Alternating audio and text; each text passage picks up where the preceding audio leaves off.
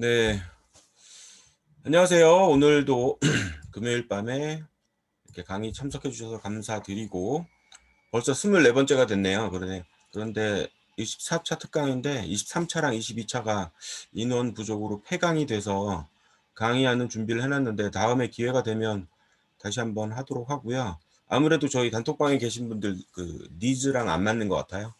그래서 기업부설연구소 특집 오늘 강의 마련해 봤습니다. 모든 업종이 기업부설연구소를 만드실 수 있어요. 그러면 기업부설연구소를 왜 굳이 만들어야 되느냐. 그래서 거기에 대한 걸 좀 말씀드리고요, 오늘. 거기에 대해서 혜택, 그리고 설립 방법, 그리고 기업부설연구소를 이용하는 방법, 이런 것들 좀 말씀드릴게요. 자, 강의 시작하도록 하겠습니다. 그리고 지난번에도 공지했다시피 제가 여기 기업정책정보신문 기자로 있는데요. 저한테 홍보 기사, 업체, 여러분들 사업장 홍보 보도 자료를 주시면 제가 기사를 올려드릴 수 있어요. 근데 아직까지 2분밖에 안 주셨어요. 여러분들도 오늘 강의 들어오셨으니까 보도 자료, 여러분들 사업장 보도 자료 작성하셔서 저한테 주시면 제가 기사 올려드릴 거예요. 업체 탐방 뭐 이런 식으로. 그러면 그거 이렇게 프린트 하셔가지고 매장에다 걸어 놓으면 마케팅 하실 때 좋을 것 같습니다. 그래서 그런 것도 좀 이용하셨으면 좋겠네요. 자, 오늘 배우게 될 내용 말씀드릴게요. 오늘 기업부설연구소가 뭔지 거기서 알아볼 거고요. 기업부설연구소 설립을 통한 혜택을 일단 사례별로 좀 알아볼 거예요. 사례별로. 그 다음에 기업부설연구소 혜택을 총정리해서 한번 살펴볼 거고요. 그 다음에 설립 방법, 이제 방법론, 어떻게 설립하는 건지 알아보고, 이제 흔히 나오는 질문과 답변, 그 시간을 마련해 보도록 하겠습니다.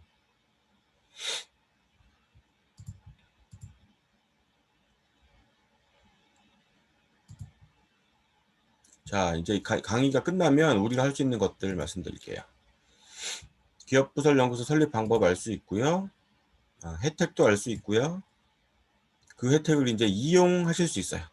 내 걸로 이용하실 수 있고요. 그래서 기업부설연구소랑 벤처 확인은 필수인데요. 일단 오늘은 기업부설연구소 중점적으로 한번 파보도록 하겠습니다. 본격적으로 강의 들어가 볼게요.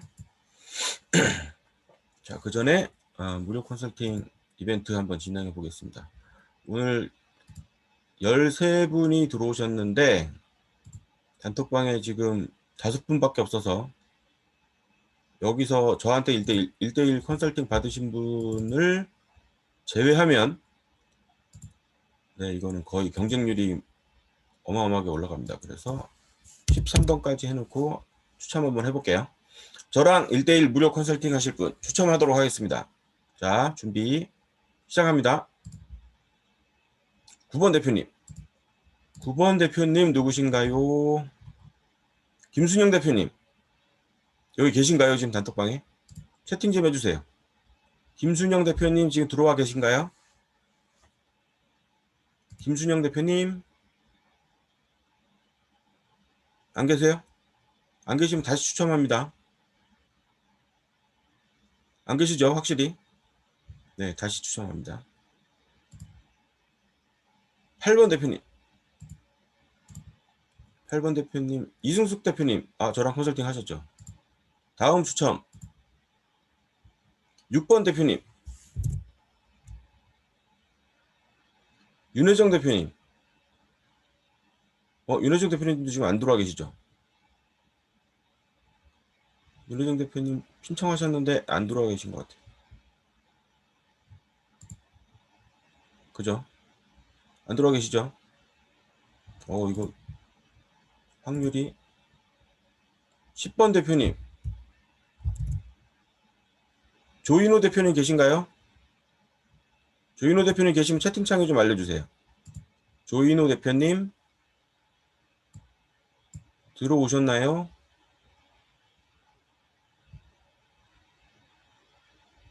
조인호 대표님? 안 들어오셨어요?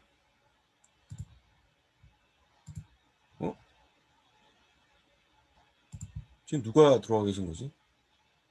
아, 윤호 대표님 계시군요. 네, 저랑 1대1 컨설팅 당첨되셨습니다. 끝나고 저한테 채널톡 주세요. 그러면 약속 스케줄 잡아서 컨설팅 해드릴게요. 네, 축하드립니다.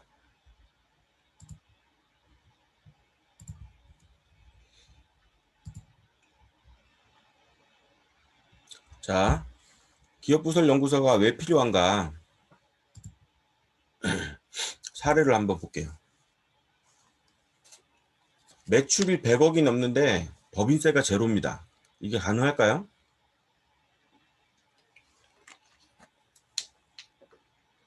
매출이 100억이 넘는데 법인세를 안 내는 방법은 두 가지밖에 없어요. 하나는 적자를 내든가, 하나는 기업부설 연구소를 설립하든가. 네, 딱 두 가지 방법밖에 없습니다.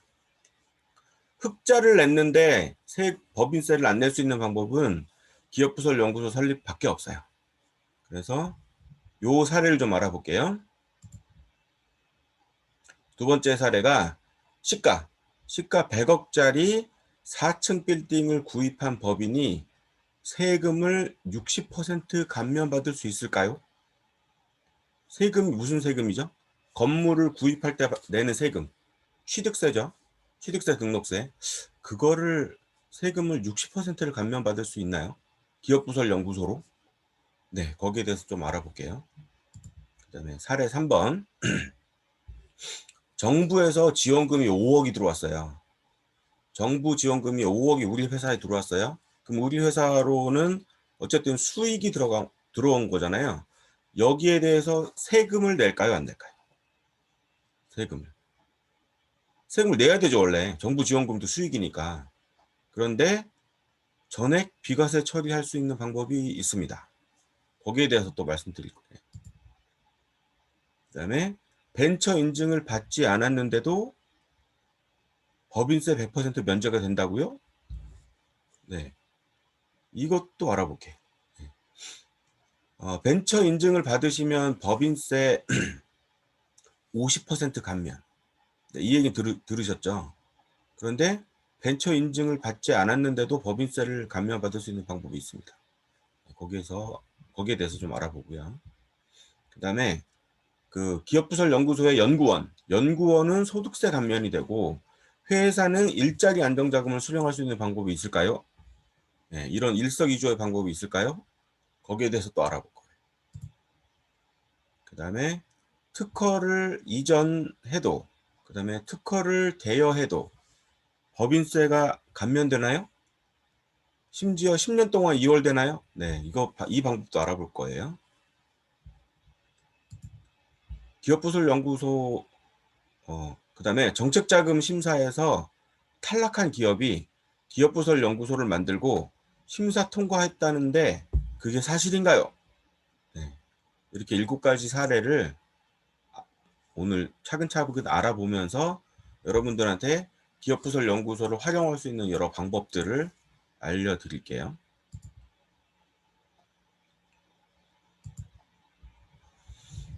자, 첫 번째 사례, 매출이 100억이 넘는데 법인세가 제로. 의문이 드시죠? 과연 진짜인가? 사례 볼게요. 매출 100억 이상의 중견기업이 있습니다. 매출 100억 이상의 중견기업이 있고 종업원 80명 중에 연구 인력이 30명이에요. 예, 중견기업이니까 매출도 꽤 되겠죠. 그리고 종업원 수도 꽤 됩니다. 종업원 80명 중에 연구 인력이 30명입니다. 이런 회사가 어디에 있을까요? 보통 그 대기업 계열사들이 많죠. 대기업 계열사들 중에 이런 회사들 많습니다. 법인세 차감전 이익이 15억이에요. 그러니까 매출이 100억이잖아요. 그럼 거기서 이제 매출에서 들어간 제조 원가, 그런 원가를 빼죠. 그럼 경비를 빼면 영업이익이 나오잖아요. 매출이익이 나오잖아요. 거기서 판매관리비, 인건비나 뭐 회사 유지비, 뭐 이런 걸 빼면 이제 영업이익이 나오는데 영업이익에서 입금을 더하고 송금을 빼고 그 다음에 나온 그 금액에다가 세율을 곱하면 법인세가 나오잖아요. 근데 그 법인세 차감전 이익, 그러니까 순이익이 15억이 나왔어요. 그럼 법인세를 2억 7천을 내셔야 되거든요. 근데 이 2억 7천을 안 내는 방법이 있다는 겁니다. 세금을 2억 7천을 깎아줘요? 어마어마하죠? 네. 이 30명 연구원 연봉 합계가 12억이에요. 30명 연봉 합계가 12억이고요. 이 12억의 25%. 그럼 얼마인가요? 4분의 1이니까. 3억이죠. 3억이 법인세 감면 대상이에요. 그러면 법인세가 2.7억을 내야 되는데 감면을 3억을 받은 거예요. 그러면 내야 될 법인세가 마이너스 3천만 원이죠. 그 3천만 원은 내년으로 2월 돼요. 내년에서 내는 세금에서 또 3천만 원 또 빼주는 거예요. 이런 식으로 진행합니다. 그래서 세액공제액은 3억이 되고요. 그래서 실납부 법인세는 0원이 되는 겁니다. 이런 회사들이 많을까요? 적을까요? 네, 엄청나게 많습니다. 어마어마하게 많아요.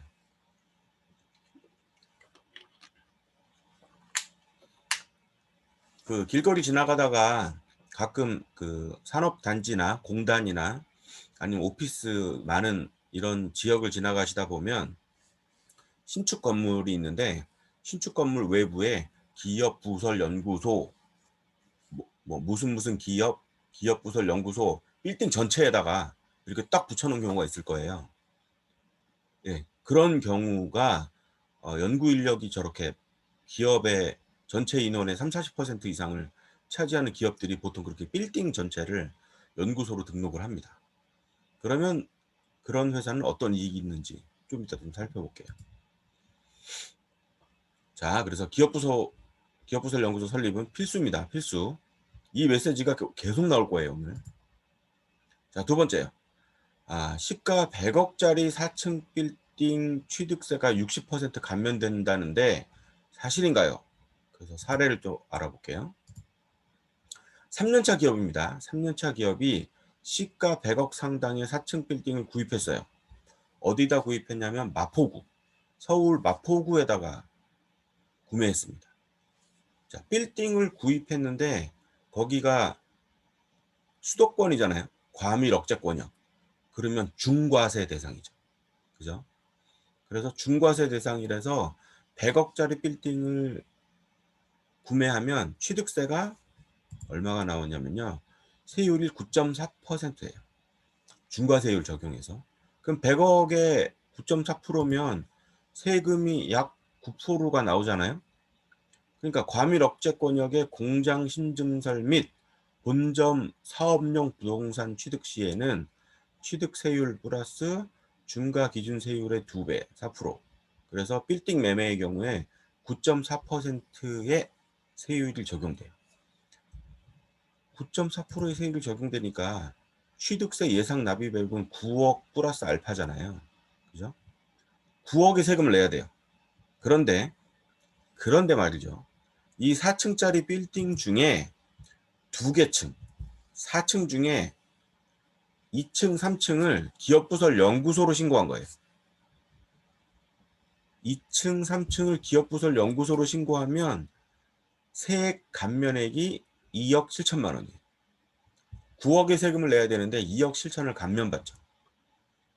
그래서 실납부세액은 6억 원. 어마어마한 절세 효과가 발생하죠. 그죠? 그래서 이런 사례가 있으니까 왜 이런 사례가 적용이 되는지 거기에 대해서 또 알아보도록 하겠습니다. 세 번째 사례 볼게요. 벤처기업이 아닌데도 법인세가 면제된다고? 자, 볼게요. R&D 자금을 4년에 20억짜리를 유치했어요. 어떤 기업이 기업부설 연구소가 있고 그 회사 아이템도 굉장히 좋아요. 4차 산업혁명 아이템에다가 뭐 뉴딜 적용되는 이런 기발한 아이템입니다. 그래서 그 국가에다가 4년에 20억짜리 R&D 지원 사업을 했는데 사업계획서가 통과됐어요. 그래서 이 회사에는 매년 5억씩 4년 동안 20억이 들어옵니다. 자, 이렇게 들어오는 금액은 법인의 수익이잖아요. 그죠? 그러면 이 국가에서 들어온 돈에 대해서도 세금을 내야 되죠. 원칙은. 그런데 기업부설연구소가 있으면 입금 불산입을 해줍니다. 비과세 수입으로 잡혀요. 네. 원래는 과세 대상이 맞는데 정부 출연금, R&D 자금이라고 하죠. 정부 출연금은 원래 과세 대상이 맞는데 기업부설연구소가 있으면 비과세 수입으로 잡혀서 입금 불산입이 됩니다. 네. 그러니까 국가에서 무담보, 무상환, 무이자 이 R&D 자금을 받는데 더군다나 세금도 안 내요. 그리고 나중에 기술료만 내시면 되는 거예요. 기술료만. 어마어마한 혜택이죠. 관련 규정 한번 볼게요. 내국인이 연구개발 등을 목적으로 기술개발촉진법 등에 의한 출연금 등의 자산을 지급받고 구분격리하는 경우, 그러니까 별도로 회계장부를 작성하라는 소리예요. 구분격리하는 경우 해당 금액을 과세년도의 소득금액 계산 시에 입금에 산입하지 아니한다 라는 조항이 있습니다. 네. 법인세에 관련 규정에 이런 규정이 있습니다. 그래서 법에 이런 근거가 있기 때문에 당연히 세금을 안 낸다. 한 푼도 안 낸다. 출연금에 대해서. 그래서 출연금 등 입금 불산입 명세서를 작성하시면 되는데요. 어떻게 생겼는지 한번 볼게요. 양식을. 아이고, 링크가 클릭이 안 되지. 잠시만요. 링크 연결이 안 돼서 제가 직접 보여드릴게요.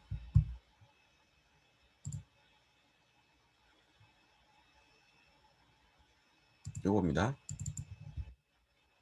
이렇게 생겼어요. 출연금 등 입금 불산입 명세서라고 돼 있죠. 네. 그래서 요런 양식으로 돼 있고요. 요런 양식을 세무사한테 요청해서 제출하시면 돼요. 국세청에. 그러면 국가에서 들어온 돈은 비과세 대상으로 잡힙니다. 어마어마한 혜택이죠.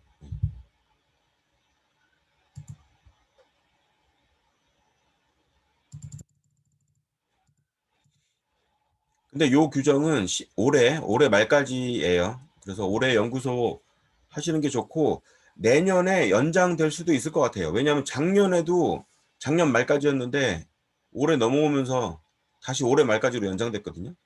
내년에도 경기가 확 좋아지라는 법이 없으니까 내년에도 마찬가지로 적용되지 않을까라는 게 제 생각입니다. 어쨌든 제일 중요한 건 올해 기업부설연구소를 만드셔야 된다. 자, 네 번째 사례 한번 살펴볼게요.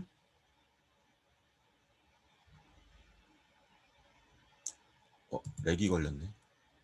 네, 사례 4. 자, 연구원은 절세가 되고 회사는 지원금을 받는 케이스가 있어요. 일석이조. 직원은 절세가 되고 회사는 국가에서 지원금이 나오는 일석이조 효과를 누릴 수 있습니다. 어떤 사례인지 한번 볼게요. 사례 네 번째입니다. 자, 연구원이 급여를 240만 원 받고 있어요. 네. 그 보수총액 신고를 240만 원을 신고하고 있는 연구원이 있어요.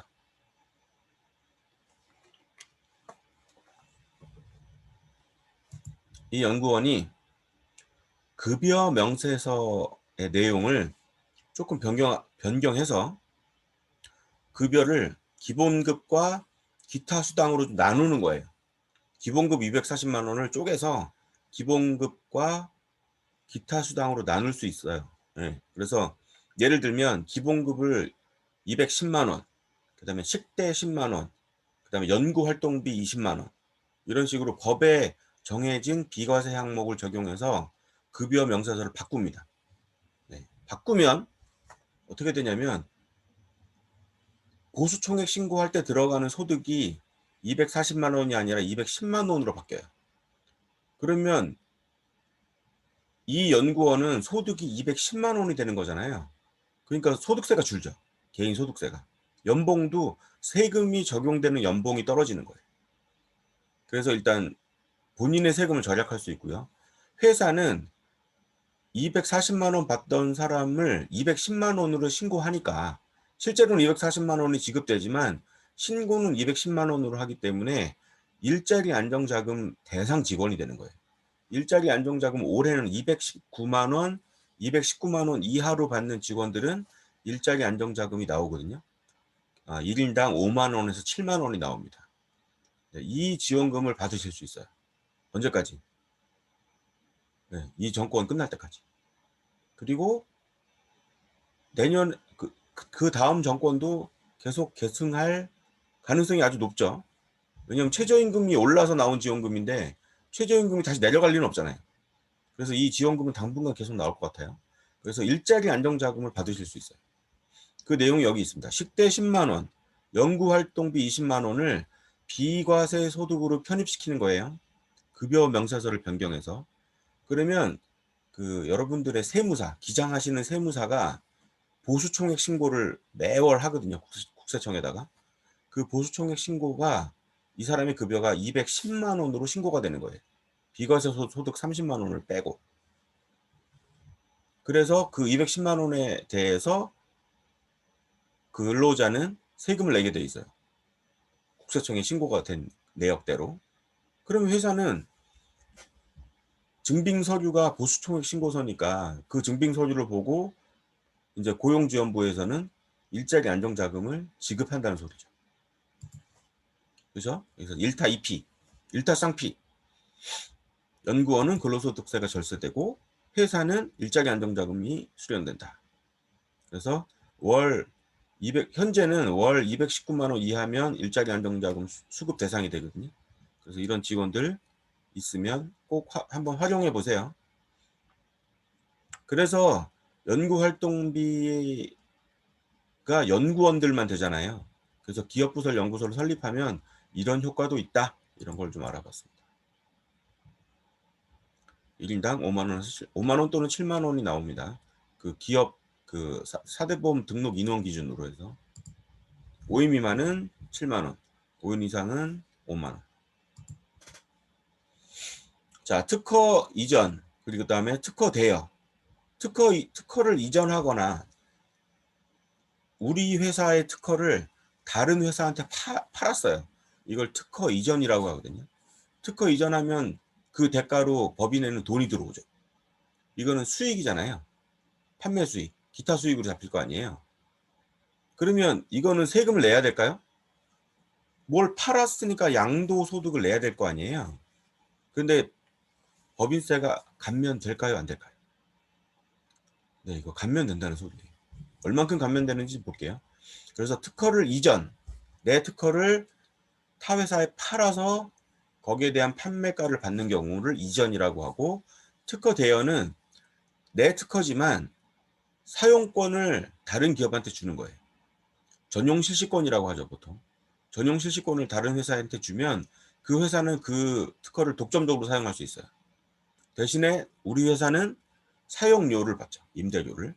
옛날에 금호아시아나, 그러니까 그 아시아나라는 상표를 아시아나 항공에서 금호 산업인가로 줬잖아요. 월 2억씩 줬나? 그럴 거예요.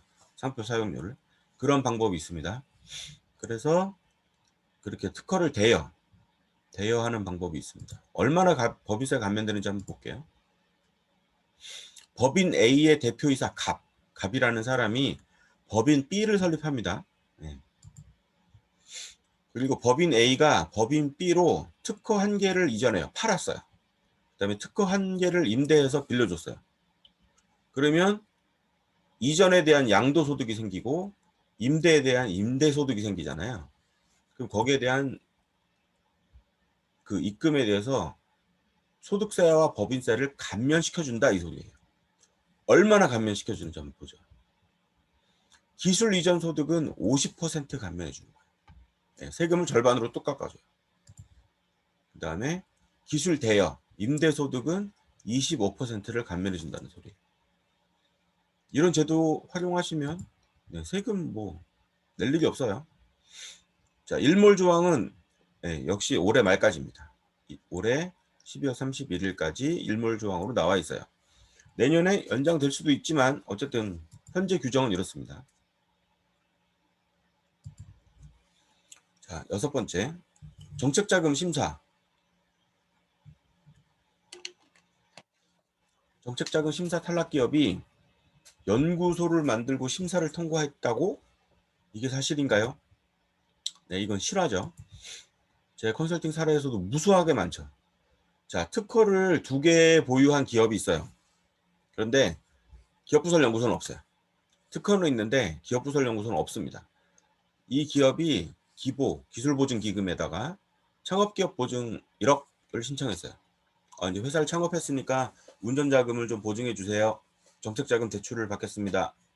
그리고 이제 보증 신청을 했는데 심사 결과 기술성 평가가 좀 낮아서 거절됐어요. 네, 서류 심사 후에 반려가 됐어요. 그럼 어떤 액션을 취해야 돼요?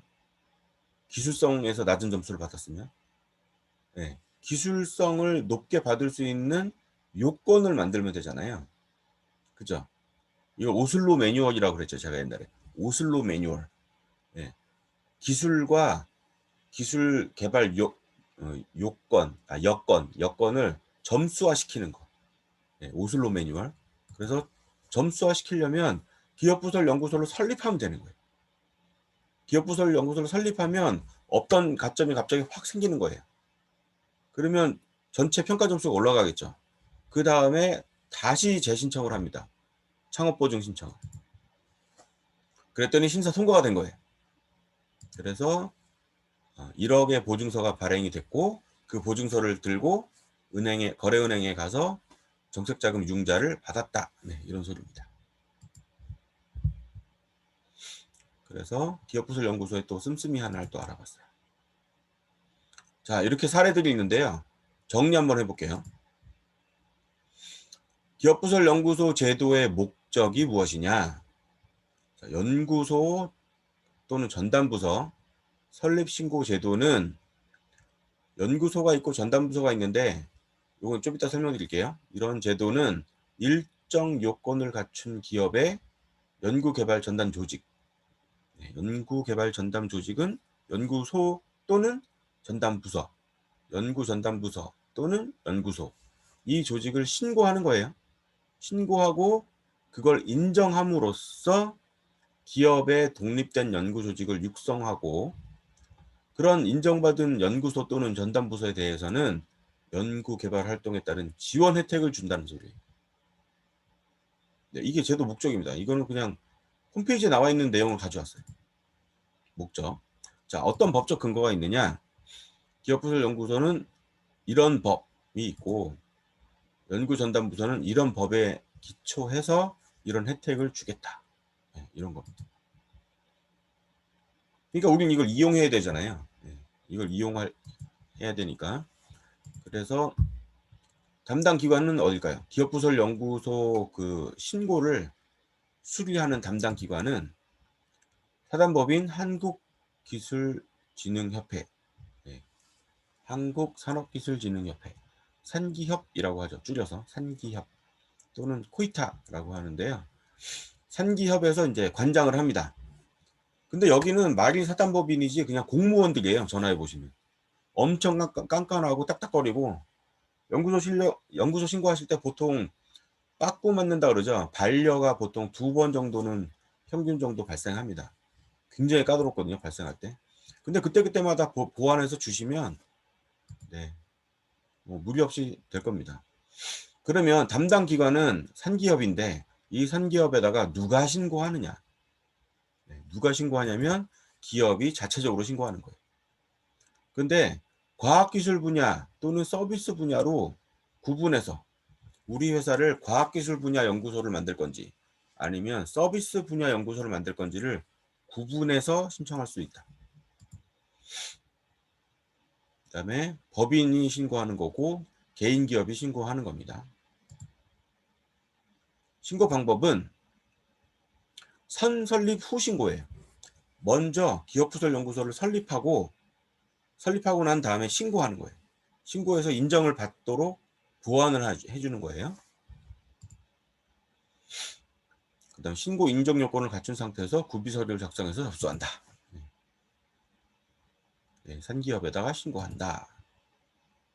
그렇게 해서 요 온라인으로 한번 살펴보겠습니다. 여기입니다. 여기에 들어가셔서 기업부설연구소 또는 연구전담부서 신고관리 시스템이라는 이 홈페이지가 있죠.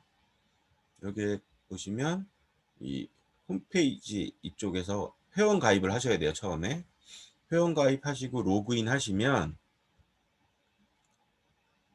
여기 설립 신고하기 들어가실 수 있어요. 네, 그러면 이렇게 뭐 처리 완료됐다 이렇게 나오죠. 기존에 있는 기업은 이렇게 처리됐다고 나오고요. 보유 연구소를 이제 조회하실 수도 있고요. 이렇게 변경 신고하시려면 이쪽에서 변경 신고하시면 되고요. 이런 식으로. 그 다음에 양수 신청. 그러니까 다른 기업부설연구소를 내가 받을 때 양수 신청. 우리가 그 회사에 연구소를 인수할게요 라는 양수 신청 이것도 있고요. 혹시 감사가 나와서 뭐 불법 사항이 걸렸다 그럴 땐 자진 취소 하셔야 되고요. 그 다음에 설립 신고하기가 여기 있습니다. 그래서 여기서 연구소로 등록할 건지 전담부서로 등록할 건지 이렇게 고르시면 되겠습니다. 여기에서 진행해 주시면 돼요. 한번 살펴봤습니다. 자, 그 다음에 자, 기업부설 설립 요건의 인적 요건을 알아보겠습니다. 이제. 그러면 기업부설 연구소를 설립하려면 일단 사람에 대한 요건이 있고요. 그 장소에 대한 요건이 있어요.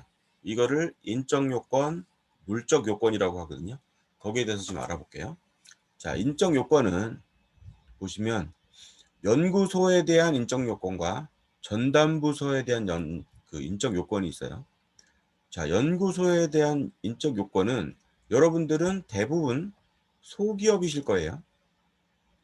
네, 소기업이면 3명 이상의 연구원이 있어야 되는 거예요. 네, 연구 전담 요원이 3명 이상 있어야 되고 혹시 창업 3년 이내다. 그러면 2명만 있어도 일단 인정해 주는 거예요. 자, 소기업 부설연구소는 연구원 몇 명이요? 3명. 근데 3년 이내는 몇 명? 2명. 네. 그래서 연구원 2명 또는 3명을 등록하시면 인적 요건은 맞춰지는 건데 그럼 어떤 사람을 등록해야 되느냐가 이제 오른쪽에 나와 있는 거예요. 오른쪽에 이제 글씨로 나와 있는 부분. 그 다음에 연구소는 그렇고 전담부서는 1명 이상이면 되는 거예요. 1명 이상 그래서 2명까지. 소기업인 경우는 2명까지는 전담부서, 3명부터는 연구소. 근데 창업 3년 이내다. 그러면 1명이면 전담부서, 2명이면 연구소 이렇게 되는 거예요. 그러면 그 연구원으로 등록할 사람들의 요건을 한번 살펴볼게요. 기업 규모에서 관계없이 일단 자연계 분야 학사 이상인 자가 기본 요건이에요. 그러니까 이공계 나와야 돼요. 이공계, 자연과학, 그다음에 공학, 의학 여기가 자연계거든요. 이공계 나온 학사 이상인 자가 원칙이에요. 원칙. 그리고 국가에서 발행한 기술사, 기능사, 기사 이런 자격증을 가진 사람들. 네, 이런 사람들이 일단 연구원들이 될 수 있는 조건이 있어요. 그런데 중소기업인 경우에는 그 요건을 좀 완화시켜 줬어요. 예, 중소기업인 경우에는 그 요건을 좀 완화시켜서 전문 학사로 2년 이상 연구 경력이 있으면 해준대요. 예, 전문 학사가 뭐냐면 전문대졸이거든요. 전문대졸은 2년짜리 연구 경력 증명서가 있으면 연구원으로 인정. 예, 혹시 3년제 나왔다. 그러면 1년 이상의 연구 경력 증명서를 제출하면 인정해준다는 거예요. 그 다음에 국가에서 발행한 산업기사, 산업기사 자격증이 있으면 이거는 이제 기사는 전문대랑 동급이에요. 그래서 2년 이상의 경력이 있으면 인정. 그 다음에 고졸, 마이스터고 또는 특성화고 졸업자는 4년 이상의 경력이 있으면 인정. 그러면 일반 인문계고는 안 되나요? 네, 안 됩니다. 일반 인문계고 나온 그분이 그 연구원으로 인정받으려면 기능사나 기사 자격증이 있어야 돼요. 네. 그래서 인문계고는 자격증이 있어야 되고 그 마이스터고나 공고 그 다음에 특성화고 이런 데 나오신 분들은 4년짜리 경력증명서를 구비하면 연구원으로 인정됩니다. 그 다음에 3년 창업된 지 3년 미만의 소기업이라면 대표이사 본인도 대표자 본인도 연구원으로 인정받을 수 있다. 네. 이게 되게 중요한 내용이죠. 대표이사 본인도 연구원으로 인정받을 수 있다. 네, 그렇습니다.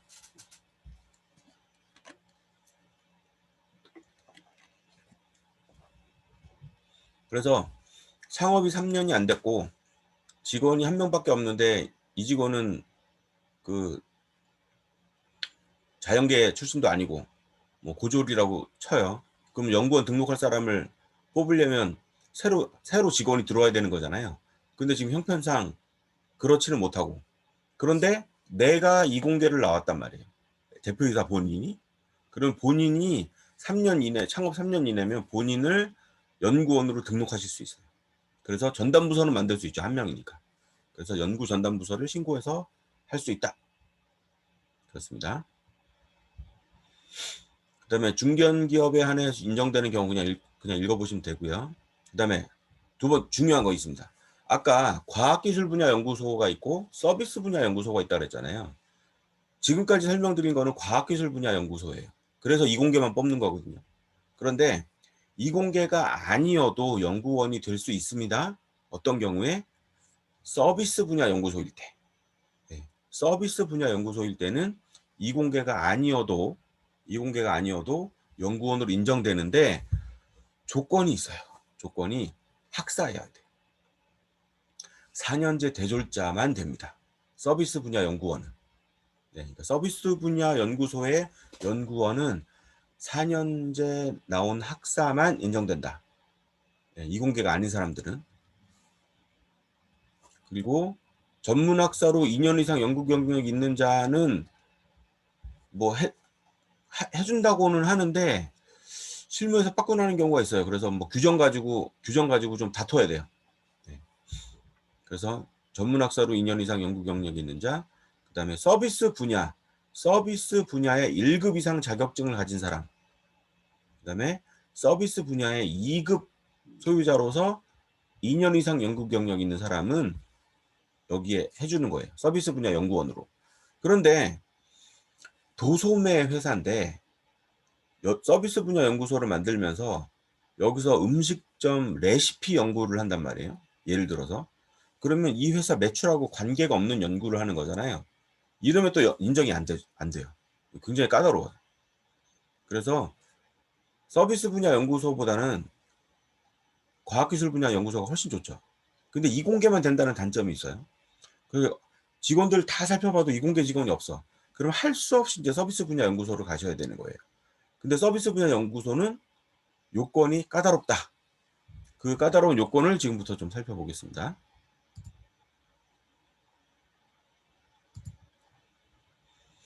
자, 그 다음에 이제 물적 요건 볼게요. 이제까지 인적 요건을 살펴봤어요. 기업부설 연구소를 설립할 때, 이런 인원이 있어야 되는구나를 알아봤어요. 그럼 이제 물적 요건, 어떤 시설을 갖춰야 되느냐, 거기에 대해서 알아볼게요. 물적 요건. 자, 일단 독립된 연구 공간이어야 돼요. 독립된 연구 공간. 제일 좋은 거는 밀폐된, 문이 달려서 별도의 룸으로 밀폐된 공간이 가장 좋고요. 부득이하게 그렇지 않은 경우는 파티션을 쳐야 돼요. 파티션을 쳐야 되고요. 거기에 대한 규정 볼게요. 사방이 다른 부서와 구분될 수 있도록 벽면을 고정된 벽체로 구분하고, 고정된 벽체라는 게 이렇게 파티션인데 이렇게 막 이렇게 들고 움직이면 안 된다는 거예요. 원칙상. 근데 일부는 돼요. 어떤 경우는 되는데 그건 좀 이따 설명드리고, 원칙상 고정된 벽체여야 되고 별도의 출입문을 갖춘 독립공간을 확보해야 된다. 즉, 이 규정은 뭐냐면 별도의 룸이 있어야 된다. 연구소가 차지하는 별도의 룸이 있어야 된다. 이게 이제 원칙적인 규정이에요. 그다음 면적은 객관적으로 볼 때 연구소에서 연구기자재를 구비하고 연구원이 연구개발을 수행하는데 적절한 크기를 확보해야 된다. 그래서 만약에 사무실이 이 분리된 공간이 룸이 4평이에요. 4평인데 거기 연구원이 4명 들어가 있어요. 그럼 이건 연구 활동이 불가능하잖아요. 그죠? 그냥 따닥따닥 앉아있으면 그냥 끝나는 거잖아요, 장소가. 이런 경우에는 인정이 안 될 수 있다는 거예요. 그래서 보통 1인당 2평 내지 3평 정도의 면적을 차지하는 정도, 그 정도는 필요합니다. 면적이. 그 다음에 다음의 경우에 하나요. 여기 밑에 이제 설명드릴 거거든요. 이런 경우에 하나요. 연구소 또는 전담부서가 면적 50제곱미터 이하인 경우. 50제곱미터 이하면 몇 평인지 아세요? 15평? 네, 15평 정도 되거든요. 그럼 15평 정도 미만의 연구소면 연구 공간을 별도의 출입문을 갖추지 않아도 칸막이 등으로 구분해서 운영할 수 있다. 이 소리예요. 현판은 칸막이에다 붙이면 된다. 이 소리입니다. 그러니까 룸이 없어? 그러면 파티션을 쳐. 그리고 파티션에다가 그 연구소 현판을 붙이면 인정해 주겠다는 거예요. 연구소. 그런 경우가 첫 번째, 과학기술 분야 및 서비스 분야의 중기업인 경우, 그 다음에 소기업인 경우, 연구원이 창업한 중소기업인 경우, 벤처기업의 기업부설 연구소, 연구개발 전담부서는 별도의 룸이 없어도 15평 이하의 공간이면 해주겠다. 이 소리입니다. 그 다음에 서비스 분야의 대기업, 중견기업, 연구개발 전담부서는 파티션만 있어도 해주겠다. 근데 여기는 연구소는 안 된다고 그랬죠.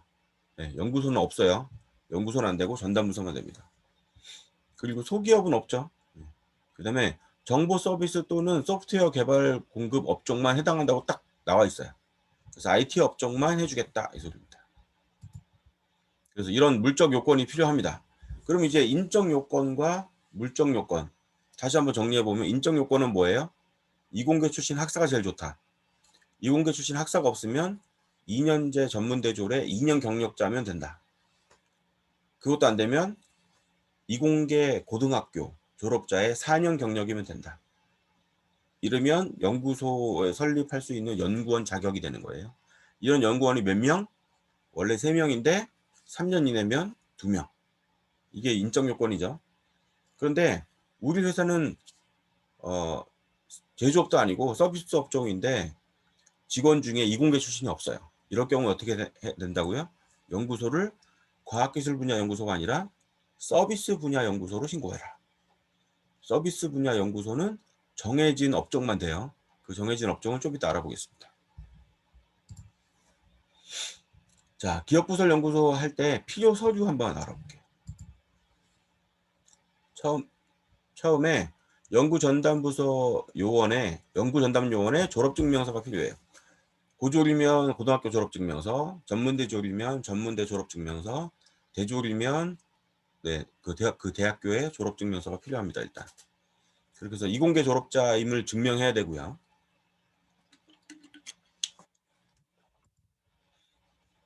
그 다음에 대표자가 본인도 연구원으로 등록하고 싶다 그러면 대표자 본인의 졸업증명서도 있어야 됩니다. 단 창업 3년 이내의 경우에. 세 번째, 전문대졸과 고졸은 뭐가 필요하다고요? 경력증명서가 필요한데 앞에다 연구자가 붙어야 돼요. 네, 연구 경력증명서. 그러면 전 직장이 요청해서 경력증명서를 받아오라고 시켜야 되는데 사실 그냥 일반 사무직이었단 말이에요. 그러면 경력증명서 떼면 인정 못 받을 거 아니에요. 그럼 전 직장이 부탁을 하죠, 보통. 부탁해서 경력증명서라는 말 앞에다 연구라는 글자 2글자만 붙여달라. 네. 그리고 그 재직증명서 아니까 경력증명서를 떼오면 그 심사기관에서 인정을 해줘요. 그러니까 연구 경력증명서라고 아예 돼 있으니까. 근데 그냥 경력증명서 그런데 담당 부서가 연구부서였어요. 그리고 하는 업무도 연구 업무였어요. 그러면 또 인정해줘요. 근데 실제 연구원일 붙지 않을 가능성이 높으니까 일반 우리 같은 소기업이나 그 중소기업이나 뭐 소기업, 그다음에 영세한 그 기업들은 경력증명서를 그런 식으로 연구 경력증명서로 타이틀을 바꿔서 받아오는 방법이 가장 무난한 방법이라고 입니다. 제가 실무를 해본 결과.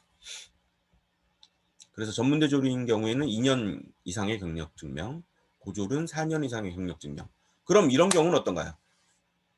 전 직장 경력은 없는데 우리 회사에 들어온 지 2년이 넘었어요. 그럼 될까요, 안 될까요? 그리고 우리 회사에 들어온 지 4년이 넘었어요. 연구원 등록이 될까요, 안 될까요? 됩니다. 네. 우리 회사 경력증명서를 떼주면 돼요. 됩니다. 그 다음에 연구소 현판을 해야 되는데요. 아크릴판으로 이렇게 입체감 있게 제작해야 됩니다. 그냥 A4 용지에 출력해가지고 연구전담부서 또는 기업부서 연구소 이렇게 붙이시면 퇴짜 맞아요. 입체감 있게 하셔야 되고요. 그래서 연구소 현판은 보통 네이버에 기업부설 연구소 현판 그러면 그 현판 제작하는 업체들 쫙 뜨거든요. 한번 볼까요? 실제로 화면으로.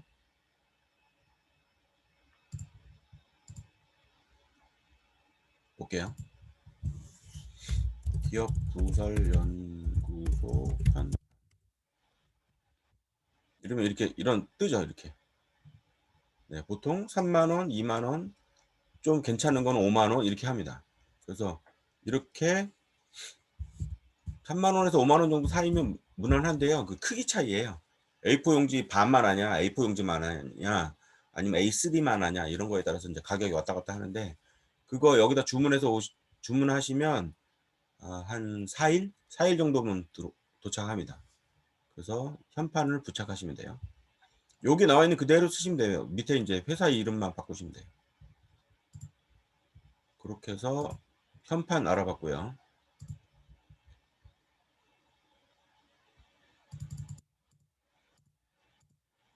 그 다음에 연구소에 좌석 배치도가 필요합니다. 도면이 필요한 거죠.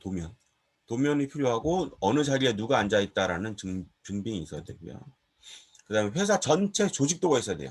대표이사 누구, 밑에 뭐 무슨 부, 무슨 부, 그리고 R&D 팀, 아니면 중앙연구소, 아니면 기업부설연구소 이런 부서 이름이 들어가고 그 밑에 조직원들이 쭉 나와 있어야 돼요. 그래서 회사 전체 조직도가 있어야 됩니다. 그 다음에 연구소에 직접 사진을 찍어야 돼요. 그래서 현판 사진을 정면과 측면에서 찍어야 되고요. 연구소 입구 사진을 찍는데 문을 열어놓고 찍어서 이 현판과 그 안에 내부가 살짝 보이게 그렇게 해서 두 개 찍어요. 그러니까 이제까지 사진 2개 찍었죠. 3개 찍었죠. 정면 사진, 측면 사진, 현판과 실내가 동시에 보이는 사진, 그 다음에 연구소 내부 사진. 연구소 내부 사진은 연구소 그 들어가시면 네 구탱이가 있을 거 아니에요. 네 귀탱이에서 각각 중앙을 향해 4컷을 찍으셔야 돼요. 그래서 4컷 필요하시고 그다음에 회사 전체 도면이 필요하고요. 그다음에 연구소 도면이 있어야 됩니다. 연구소 도면. 연구소 도면에는 당연히 좌석 배치도가 당연히 포함되어 있어야 되고요. 그다음에 4대 보험 사업장 가입자 명부 발급해서 첨부하셔야 되고 중소기업 확인서 발급해서 첨부하셔야 되고 연구 과제 리스트 있어야 됩니다. 왜냐하면 연구소 설립 신고할 때 이거 입력하게 돼 있어요.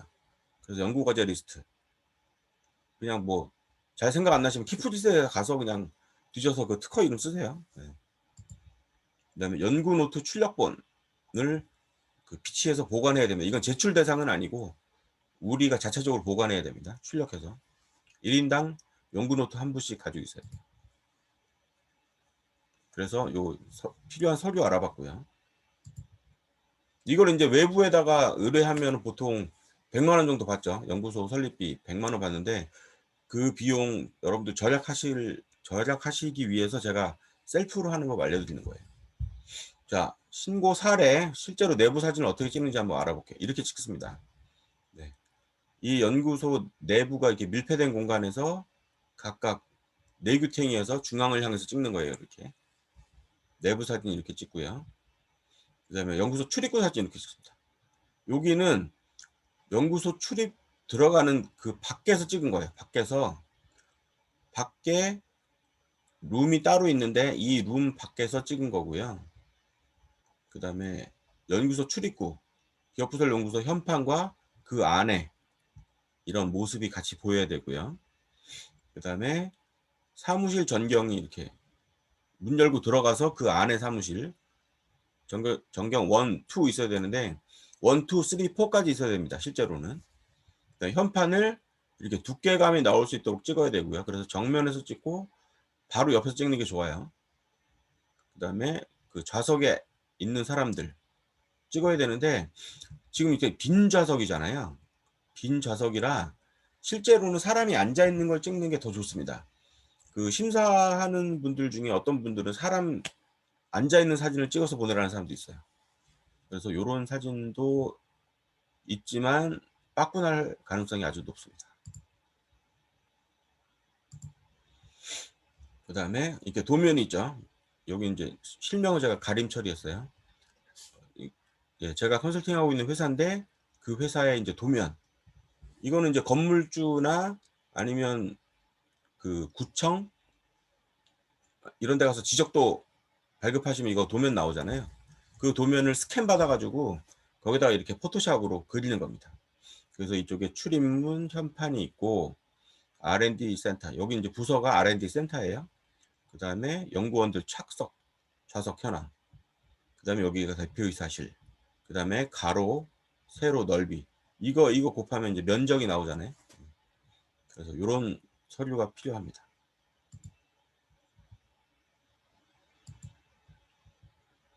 자, 기업부설 연구소에서 할 수 있는 업무 범위, 이거 알아볼게요. 이건 실사 때 중요한데요.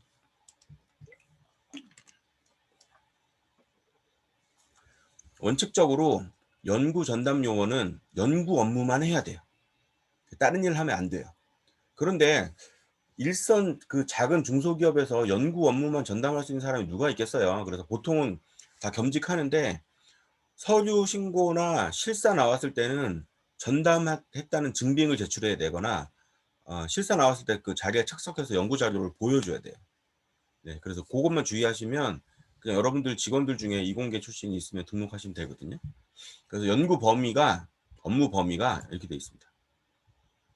시제품 쪽에 보시면 시제품 제작까지가 연구 활동이에요. 네.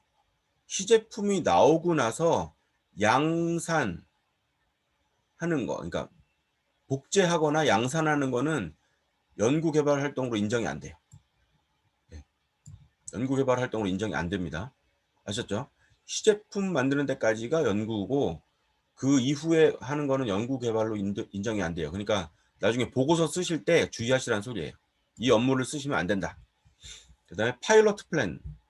그래서 생산품이나 생산 공정에 대한 기술 자료 경험을 얻는 것이 목적이라면 파일럿 플랜트가 저거잖아요. 그 초도 공장도 이제 생산이 들어간 건데 초도 공장인데 연구 목적이라면 인정해 주겠다 이 소리예요. 그렇지만 시험 단계가 끝나고 양산 단계로 바뀌면 연구 개발로 인정할 수 없다. 그래서 담당 업무에다 그 업무를 쓰시면 안 돼요. 신고하실 때. 그다음에 시험 생산, 트라이얼 프로덕션, 그래서 시제품 나오는 경우, 그래서 추가적인 새로운 설계, 그다음에 추가적인 엔지니어링 활동이 있으면 그 부분만큼은 연구 개발 활동으로 인정해 줄게. 그런데 대량 생산을 위한 그냥 단순 시험 생산은 연구 개발이 아닙니다. 네. 그래서 연구원들 그 담당 업무 적을 때 주의하세요. 그다음에 개량 연구 개발. 그래서 개량을 위한 이제 양산이 들어갔더라도 개량을 위한 기술 개발 활동은 연구 개발로 인정해 준다. 그 외에는 안 된다. 이 소리고요. 엔지니어링 및 설비의 설치. 그래서 새로운 표준을 개발하거나 생산성 증대, 현저한 생산성 증대, 그 다음에 현저한 품질 향상을 위한 변화는 연구개발 활동으로 인정해 준다. 이 소리예요. 근데 그게 아니라 일반적인 활동이면 연구개발이 아니다. 그다음에 설계 업무. 신제품과 신공정을 위한 설계는 연구개발로 인정해 준다. 그러나 그냥 일반적인 그냥 관리 차원에서의 설계 업무는 인정이 안 된다. 그래서 그러니까 연구원의 업무 범위를 대충 파악하시겠죠. 어느 범위가 연구로 인정되는지. 그다음에 기업부설 연구소 혜택을 한번 총정리해 봤습니다. 연구 및 인력 개발비 세액공제. 아까 사례로 봤죠. 매출 100억인데도 세금 안 내는 회사. 두 번째, 연구 및 인력 개발비 세액공제인데 신성장 원천기술 분야가 있어요. 일반 분야가 있고 신성장 원천기술 분야가 있는데 여기는 급여 플러스 연구개발, 그러니까 급여와 장비비 통틀어서 그 연구개발비의 25%가 세액공제거든요. 근데 신성장 원천기술이면 30%까지 해줘요. 업종이 그렇다 그러면. 그 다음에 통합투자세액공제가 있고요. 기업부설연구소용 부동산 지방세 감면. 요거 사례로 봤죠. 100억짜리 건물 냈는데 세금을 절반밖에 안 냈어요. 그죠? 4층짜리인데 2층, 3층을 연구소로 신고해서. 그 다음에 기술 이전과 기술 대여에 대한 수입이 생기면 과세 특례로 50% 감면, 25% 감면을 해준다는 거. 그다음에 외국인 기술자 소득세 감면도 있어요. 그래서 인도나 이런 데서 그 기술자들 많이 들어오잖아요. 프로그래머, IT 기술자들. 이런 사람들 연구원으로 등록하면 그 사람들이 받는 소득세를 감면 받을 수 있습니다. 그다음에 연구 개발 관련 출연금. 출연금이 R&D 자금이죠. R&D 자금이 들어오면 그거를 비과세 처리해 주겠다. 그다음에 연구 개발 특구가 있어요. 국가가 정해놓은 연구개발 특구라는 지역이 있거든요. 그 지역에 들어가 있는 첨단 기술 기업은 법인세를 감면시켜 줍니다. 원래 법인세 감면은 벤처기업이 해주는 거잖아요. 근데 벤처기업이 아니란 말이에요, 지금. 벤처기업이 아닌데 기업부설연구소는 가지고 있어요. 그러면 법인세 감면 해준다는 거예요. 이거 파격적이죠. 네. 벤처기업 요건을 못 갖췄는데도 그냥 연구소만 가지고 있다는 것 자체로 법인세를 감면시켜 준다는 거예요. 근데 조건이 있죠. 어느 지역에서만 연구개발 특구에 입주한 첨단기술 기업일 때만. 네, 그렇다는 거.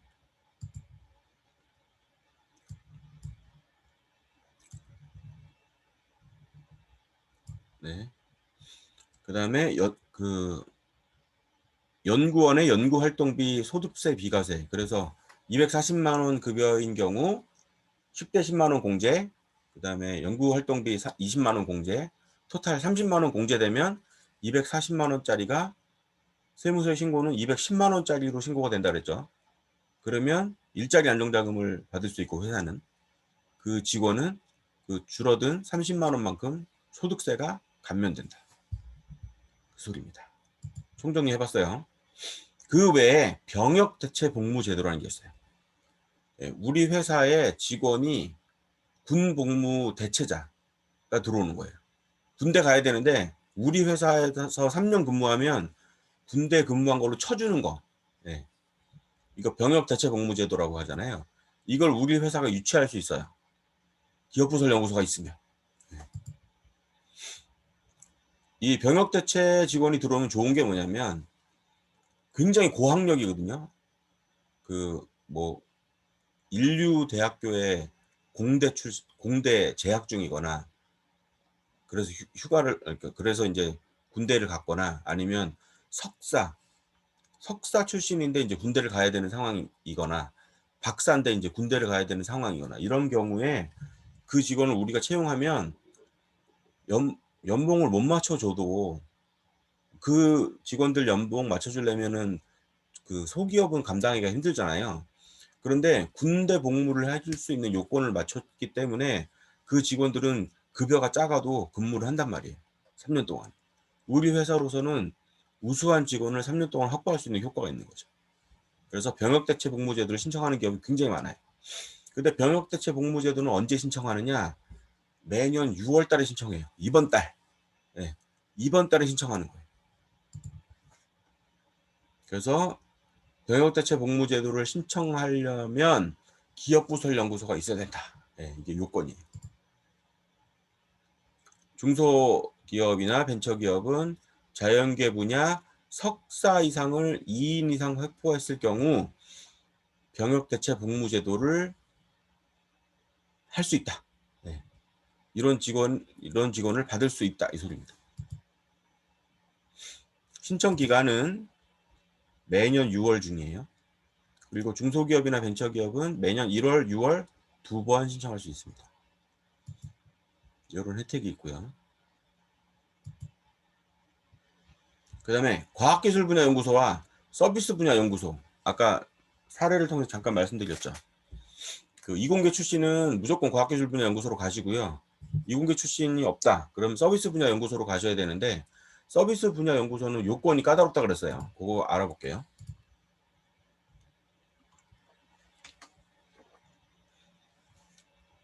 과학기술 분야 연구소는 이공계 졸업자여야 되고 학사, 전문학사, 고졸이 다 가능하고 서비스 분야 연구소는 연구원 조건으로 전공은 필요 없어요. 그런데 학사 이상 졸업자만 가능하고 2년제 전문대졸은 2년 경력이 들어오면 가능은 하다. 네. 실제로 빠꾸 나는 경우가 많다. 이렇습니다. 이렇게 일단 알아봤고요. 다음 보시면 또 차이점이 있어요. 과학기술 분야랑 서비스 분야 연구소 어떤 차이점이 있느냐? 그 유흥 등 관련 분야를 제외한 서비스 분야는 서비스 분야 연구소를 할 수가 있어요. 네. 과학기술연구소는 이공계 출신이잖아요. 그럼 이제 끝났어요. 끝났고, 자 서비스 분야 연구소는 비이공계 출신도 연구원이 될 수 있는데 그 학력 요건을 알아봤고, 그 다음에 그 회사의 업종이 유흥이 관련된 분야를 제외한 업종이면 되는 거예요. 서비스 업종이. 서비스업이면.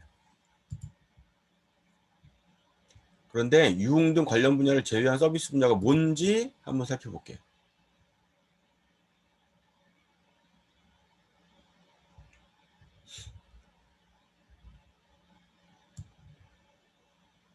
예, 관련 표를 보시면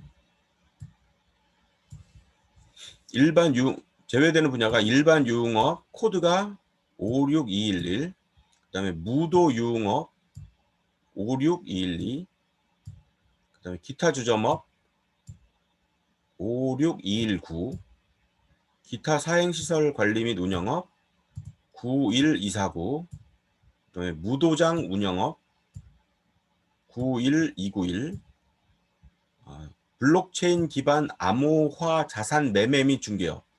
이거 저거죠. 그 비트코인 거래소. 네. 비트코인 거래소도 그 63999라는 코드를 가지고 있는데 이것도 이제 그 서비스 분야 연구소를 세울 수 없는 업종에 들어왔어요. 이쪽이 이제 투기 자본이기 때문에 그렇죠. 투기를 유발한다 그래서 사행성이라. 그래서 그런 거 알아봤고요. 알아봤습니다. 다음 장 넘어갈게요. 자, 그러면 서비스 분야에서 이 부분을 제외한 서비스 분야면 모두 되느냐? 그것도 아니란 말이에요. 네. 거기에 대해서 그러면 무슨 업종이 되는데 서비스 분야 연구소는 조건부로 가능한데 그 서비스 인정 분야 확인표라는 게 있어요. 그거 알아보겠습니다.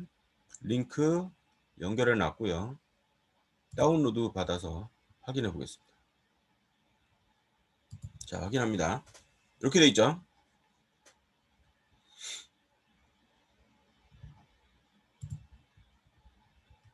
자,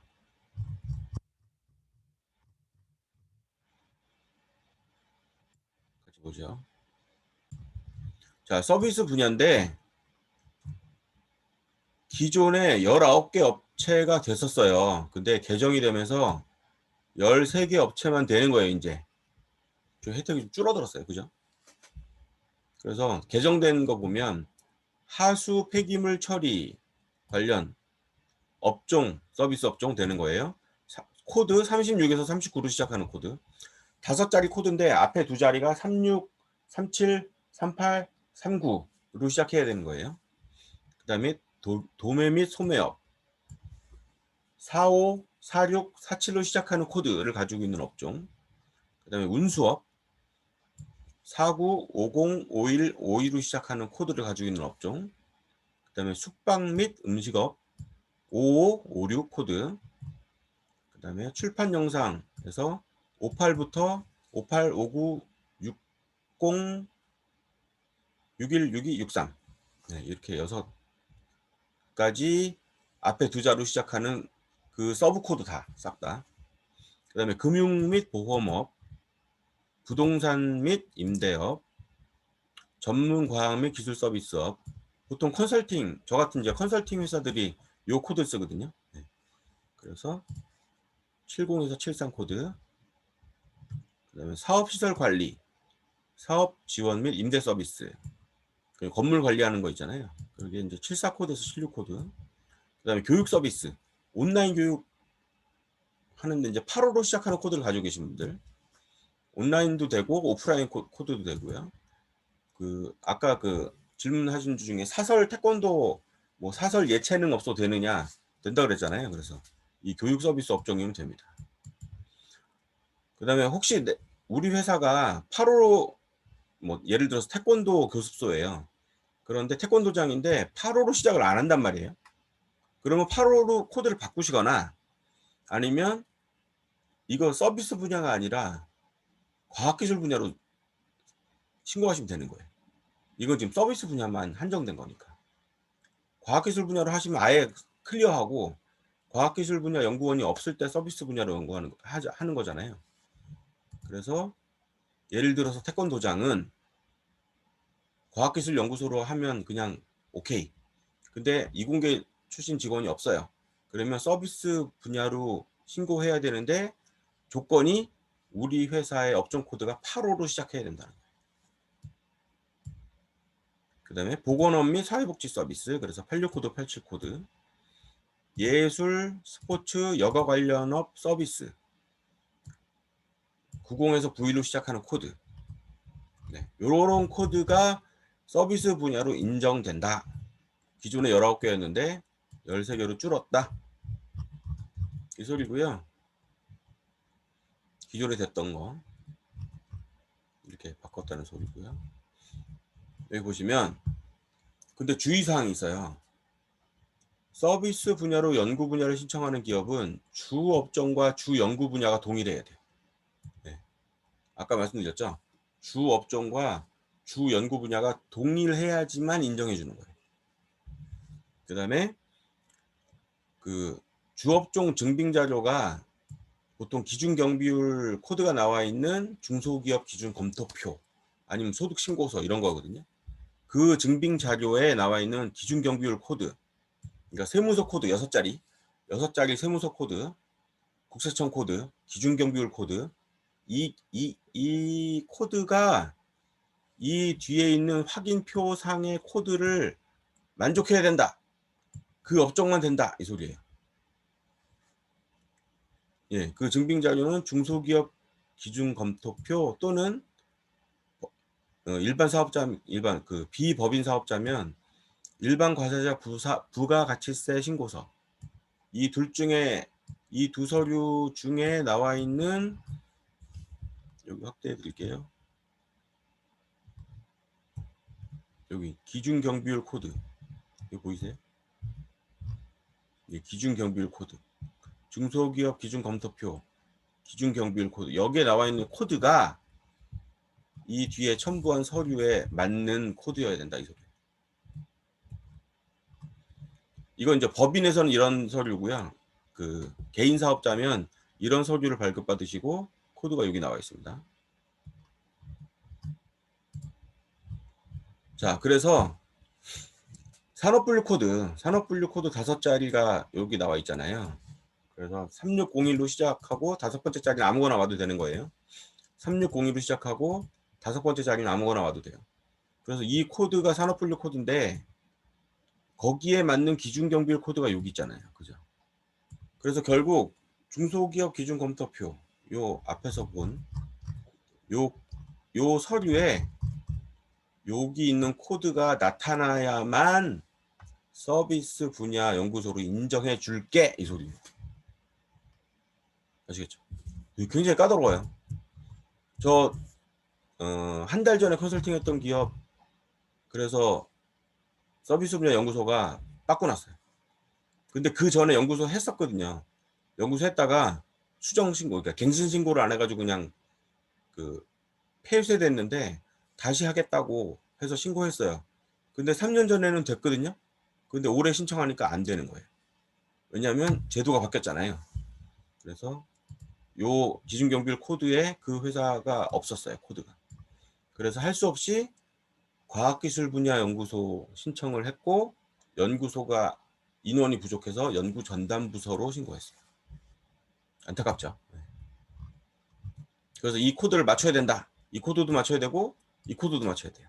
산업분류 코드도 맞추고 기준경비율 코드도 맞춰야 돼요. 아주 그냥 까다롭게 바뀌었죠. 요거는 사실. 그래서 서비스 분야에서 연구소를 만들기는 결코 쉽진 않다. 네. 그렇지만 만들 수는 있다. 그래서 2020년 작년 3월 3일 날 바뀌었습니다. 그래서 기업부설 연구소 설립은 필수다. 자, 이제 흔히 나오는 질문들이에요. 고졸과 전문대졸 연구 경력 증명서 증빙 어떻게 해야 되냐? 실제로 연구 경력 없는데 어떻게 해야 돼? 네, 어떻게 하면 된다고요? 네. 고졸은 4년 이상 연구 경력, 전문대졸은 2년 이상의 연구 경력이 있어야 되는 규정이잖아요. 그럼 규정에 맞추면 되죠. 네, 전 직장에다 경력 증명서 발급 요청을 하는데 요청 시 연구 글자를 추가해 달라고 요청하는 거예요. 네, 그러면 제출하시면 통과됩니다. 네. 그 회사에서 진짜 연구원으로 근무했는지 막 전화해보고 막 그러지 않아요. 네. 걱정 안 하셔도 됩니다. 그리고 그 경력증명서에다 근무 부서랑 담당 업무까지도 연구 분야로 해주면 뭐 더 좋죠. 베터. 자, 미술 전공자도 되나요?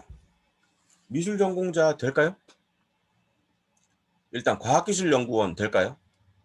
서비스 분야 연구원은 되죠. 네. 4년제 나왔으면. 또는 전문대 나와서 2년의 연구 경력이 있으면 서비스 분야 연구원은 돼요. 그러면 이공계 출신으로 인정이 될까? 미술 전공자가. 그거는 그 분이 졸업한 대학교의 편제에 따라서 달라요. 어떤 학교는 산업미술 같은 경우, 산업미술학과 같은 경우, 산업디자인 같은 경우, 이런 경우에 공대나 이공계로 편입되어 있는 학교가 있어요. 국민대가 그렇던가 아마 그럴 거예요. 그런데 나왔으면 이공계로 분류가 돼서 과학기술연구소를 만들 수도 있어요. 그래서 그 학교에다 확인해 보는 게 가장 좋다. 학과가 소속된 대학이 어떤 분야인지가 중요합니다. 그래서 이제 뭐 한양대학교, 공과대학, 그럼 그 대학에다 확인해 보셔야 돼요. 여기가 이공계인가요? 아니면 자연계인가? 아니 인문계인가요? 아니면 예체능계인가? 이걸 확인하셔서 이공계에 편입된 게 확인이 되면 됩니다. 인정해 줍니다. 그래서 예를 들어서 산업디자인과는 이공계로 취급되는 학교가 있어요. 이런 경우에는 당연히 되는 거죠. 과학기술연구원이 되는 거죠. 그래서 졸업증명서 발급 시에 해당 학교에 문의해 봐야 돼요. 이공계가 인정되면 과학기술 분야 연구소로 진행이 갈 수 있고요. 이공계가 인정이 안 되면 서비스 분야 연구소로 진행하셔야 되는 겁니다. 자, 매년 연구 보고서를 제출해야 한다던데 이런 말 들어보셨죠? 연구소 설립해도 매년 보고서 제출하고 막 엄청 까다로워. 쉬운 게 아니야. 이런 말 들어보셨죠? 네. 사실입니다. 그런데 안 까다롭습니다. 네. 반은 맞고 반은 틀려요. 매년 제출해야 하는 보고서가 굉장히 복잡한 줄 아는데 아니에요. 한 15분이면 끝나요. 15분에서 20분이면 끝나요. 그냥 작성이. 1년에 한 번 해주면 돼요. 그거. 보세요. 매년 제출해야 되는 보고서가 1년에 1회 신고하는데요. 매년 4월에 자진 신고하면 됩니다. 그리고 만약에 혹시 까먹었으면 독촉장이 날라와요. 5월 말까지 끝내라고. 네. 그거 하시면 됩니다. 연구 개발 활동을 신고하시는 거예요.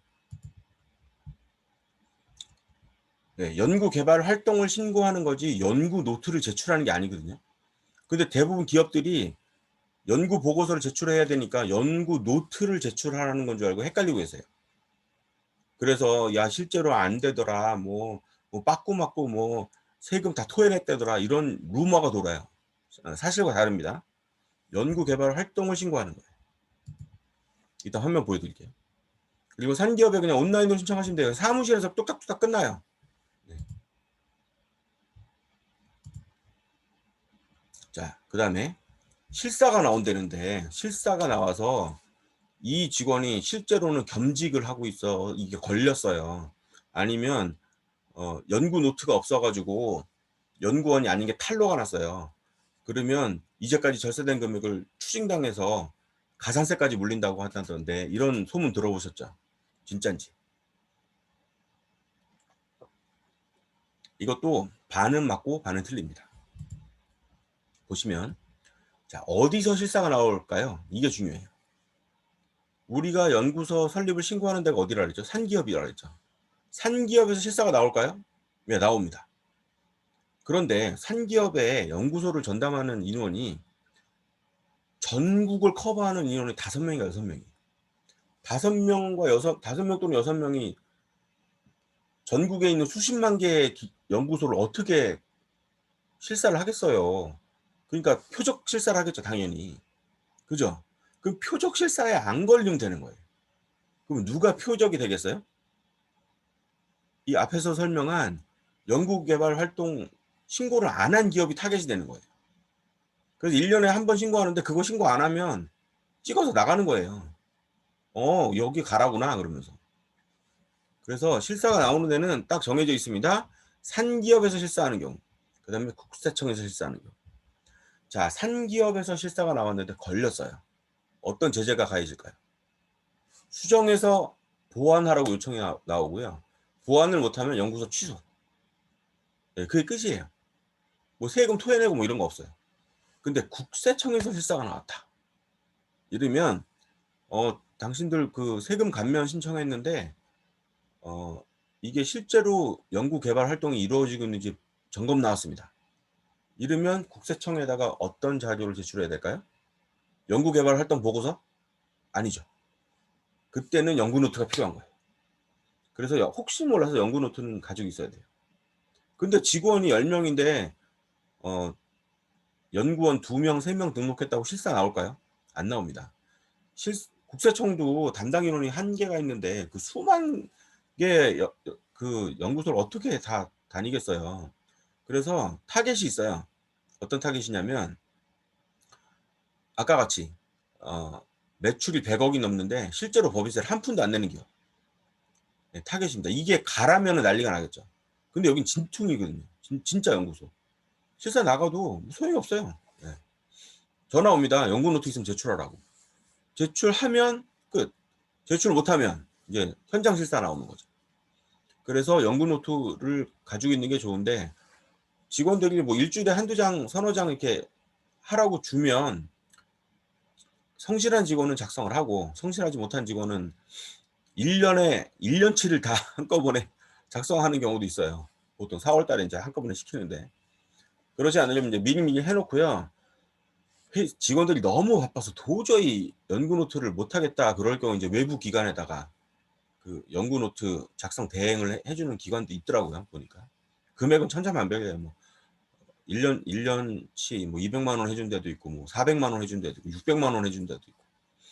그래서 그런 거는 좀 중구난방이다. 그 다음에 산기업 실사 시의 주안점은 연구 전담 요원의 업무 내용을 본다는 거죠. 겸직을 하고 있는지 아닌지. 그 다음에 국세청 실사의 주안점은 실제 연구 활동을 하고 있는지 보는 거예요. 네. 뭐 겸직을 하고 있든지 상관없는데 실제로 연구 활동을 하느냐. 네. 그러면 증빙 자료가 이제 연구 노트라는 거죠. 그래서 연구 활동 보고서와 연구 노트는 완전히 다른 얘기예요. 연구 활동 보고는 1년에 한 번, 연구 노트는 원칙적으로 매일 작성해야 되는 거예요. 근데 귀찮으니까 그냥 외부에다가 보통 의뢰를 하는데, 원래는 기업 자체적으로 하는 게 좋죠, 당연히. 그렇게 작성하시고 안 되면 그냥 외부에다가 하세요. 외부에 작성하는 게 비용 부담된다고요? 이 연구소로 인해서 절세된 금액이 몇 천만 원인데 그거 외부에 그 의뢰해서 그 1, 200만 원, 2, 300만 원 나가는 거 아까워하시면 안 되죠. 절세 금액이 훨씬 큰데. 그래서 기업부설연구소 혜택 받습니다. 그 다음에 연구노트 작성해서 꼭 비치해야 되나요? 실사 안 나올 만하면 사실 연구노트 없어도 돼요. 네. 저는 그렇게 얘기해요. 사실 없어도 돼요. 실사 걸릴 만한 거리가 없거든요. 네. 연구 목적과 진행 내용을 기록하라고 돼 있는데 연구노트 양식 파일 제가 한번 볼게요. 이제 보여드릴게요. 줄무늬형이 있고 격자형이 있고 무지형이 있어요. 이거 다 링크 걸어놨습니다. 파일 다운받으시면 되는데 격자형 한번 볼게요.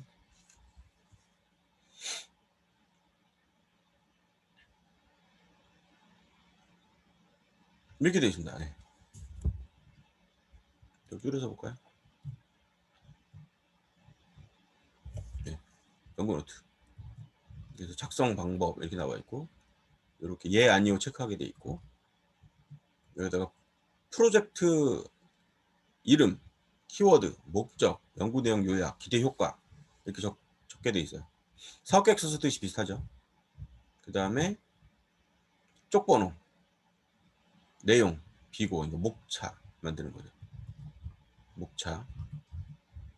그 다음에 여기 공백이죠. 그 다음에 격자무늬 연구 노트가 나와요. 이거면 출력해가지고 이렇게 넘기는 거니까 한쪽은 백지예요. 한쪽은 격자고 이렇게 펼쳤을 때 그걸 표현한 겁니다. 그래서 격자 노트에다 이렇게 쓰면 되는 거예요. 작성해서. 또 백지 나오고 격자 나오고 백지 나오고 격자 나오고 이렇게 해서 이게 200페이지짜리예요. 샘플. 이렇게 해서 쭉 내려가시면 끝에가 200페이지. 네, 200페이지 맞을 겁니다. 이런 노트 양식을 제가 이제 드릴 테니까 이거 출력해서 비치해 놓으시고 직원들한테 이거 인간적으로 이거 이제 일반 프린터에다 출력하시면 양면 인쇄하실 필요 없고 요 짝수 페이지든 홀수 페이지든 이 짝수 페이지 또는 홀수 페이지만 인쇄하세요. 어차피 A4 용지 반대는 백지니까 이거 굳이 인쇄하실 필요 없어요. 그렇게 해서 인쇄하셔서 이렇게 링 파일에다가 이렇게 넣으시고 이렇게 딱 빼가지고 이렇게 철 넘길 수 있게 거기다가 철 하셔가지고 직원들한테 주시고 일주일에 적어도 3장 이상 작성하라고 하시는 게 제일 좋고요. 실제로 하는 거니까. 그게 힘들다 그러면 외부 기관에다 의뢰하시는 게 좋습니다. 자, 그래서 줄무늬형, 격자형, 무지형, 연구 노트 양식 파일 갖고요. 작성 지침이 있습니다. 어떻게 작성하라고. 작성 지침도 보여드릴게요. 이렇게 나와 있죠. 네. 이렇게 어떻게 작성하라고 작성 지침이 나와 있습니다. 별거 아니에요. 네. 그 다음에 작성 사례 볼게요. 실제로 어떻게 작성하는지. 네. 여기 우수 사례집 그래서 다른 회사가 연구 노트 작성한 사례 이렇게 보실 건데 좀 크게 확대해 볼까요?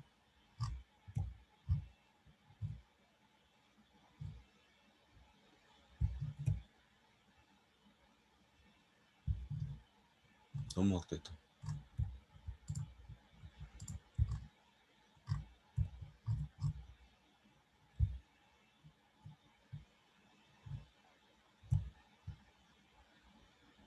이렇게 보시면 이렇게 이건 무지죠. 무지 노트에다 이렇게 촬영한 케이스예요.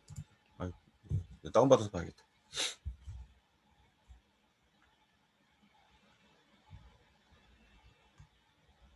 그래서 쪽맞춤으로 볼게요.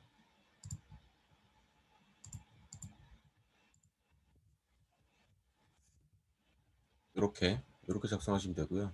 샘플이 나와 있죠. 이렇게 이렇게 샘플 이런 식으로 손으로 쓰셔도 되고 워드로 작성하셔도 되고 이렇게 그래서 이건 우수 사례니까 뭐 반드시 이렇게 하실 필요는 없어요. 하지만 이렇게 한 샘플이 우수하다고 인정돼서 지금 국가에서 이렇게 나왔어요. 샘플이라고. 그래서 이거 보시면 됩니다. 이렇게 확대하니까 깨져 보이네.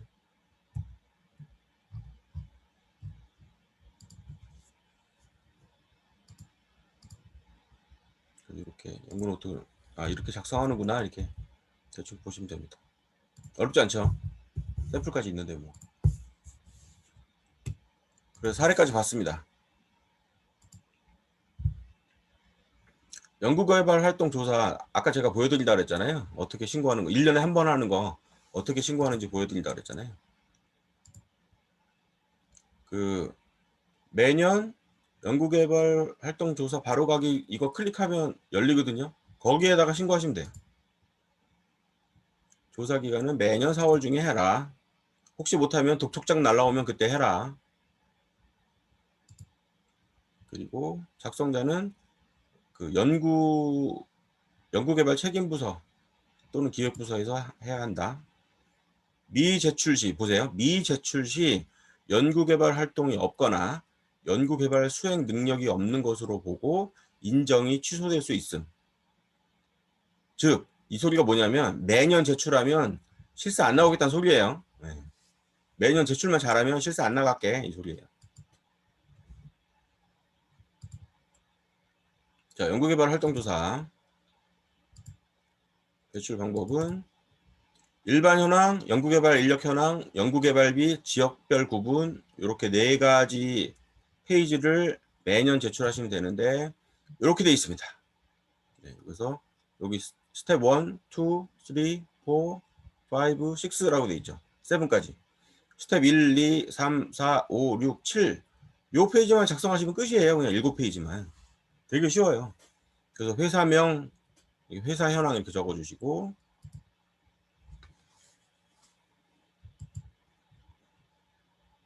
일반 현황, 회사 일반 뭐 민간기업이고 중소기업이고 뭐 산업분리 코드 뭐고 설립연도 뭐고 자본금 자산 매출액 이거 재무제표 있는 거 그냥 옮겨 적으시면 돼요.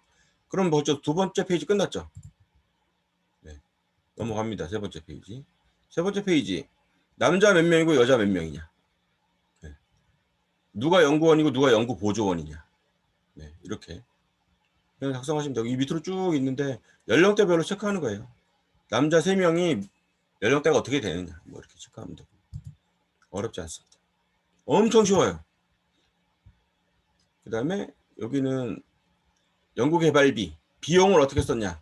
네, 이거 세무사한테 작년 세무신고 자료 달라고 하셔서 얼마 신고했냐고 물어보시고 그 금액 쓰시면 돼요.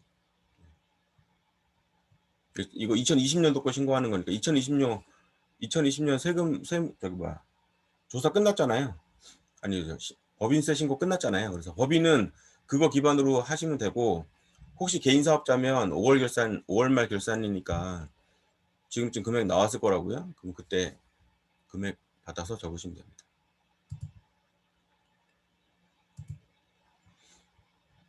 그래서 신고 방법 여기 스텝 5 지역별 구분 그래서 이 연구소가 있는 위치가 어디냐 그래서 경기도다. 경기도에 남자 하나 있고 뭐 이렇게 누구 있고 어디 있다 뭐 이런 식으로 하시는 거예요. 그 다음에 스텝 6가 연구개발 과제 수행 현황 그래서 총 2건의 연구개발 과제를 했다. 이런 타이틀로 하나 있고 이런 타이틀로 했다. 네, 이렇게 해서 적으시는 겁니다. 하나는 단독 연구고 하나는 산산 그러니까 그 기업과 기업이 공동으로 연구한 케이스다. 이렇게 해서 적어주시면 돼요.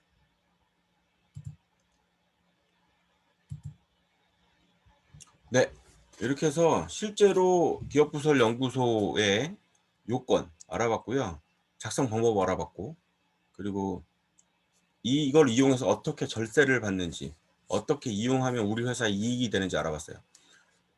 지금 거의 2시간 가까이 얘기를 했는데 지금 얘기 들으시니까 무조건 해야 되는구나 아시겠죠? 네. 정책자금 심사 제가 옛날에 강의할 때는 정책자금 심사에서 가점 받기 위해서 그 다음에 법인세 절세하기 위해서 하는 거니까 하세요. 그 밖에 자잘한 혜택은 얘기를 안 드렸어요. 근데 오늘 완전히 전체 통틀어서 한번 말씀드렸으니까 꼭 오늘 배운 내용 명심하시고 기업부설 연구소 꼭 신고하셨으면 좋겠습니다. 자, 이제 질문 답변 시간 갖도록 하겠습니다. 질문 있으시면 채팅창에다가 올려주세요. 채팅창에 올려주시면 제가 질문에 대한 답변 진행하도록 하겠습니다. 질문 올려주세요.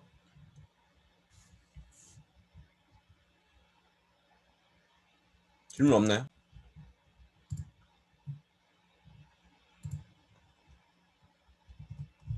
질문이 없나요? 아, 질문이 없군요. 네.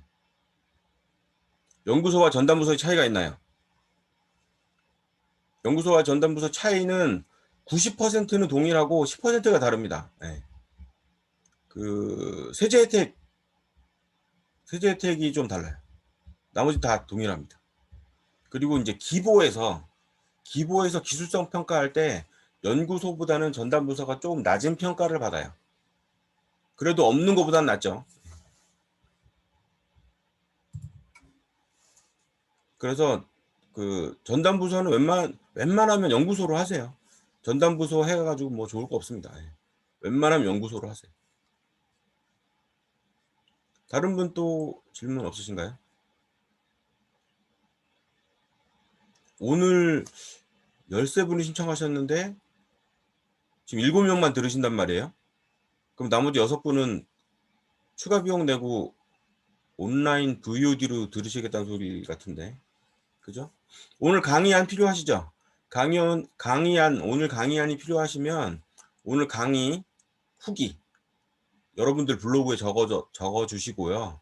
그 블로그 링크를 단톡방에 올려주시면 제가 그거 클릭해서 여러분들의 블로그에 가서 댓글로 그 강의 자료 보내드리겠습니다. 네.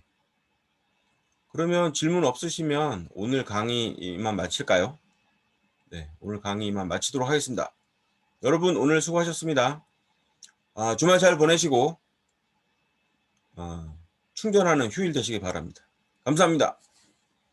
안녕히 가세요. 여러분들 3주 만에 얼굴 뵈니까 반갑습니다. 고생하셨어요. 조심히 들어가세요. 감사합니다.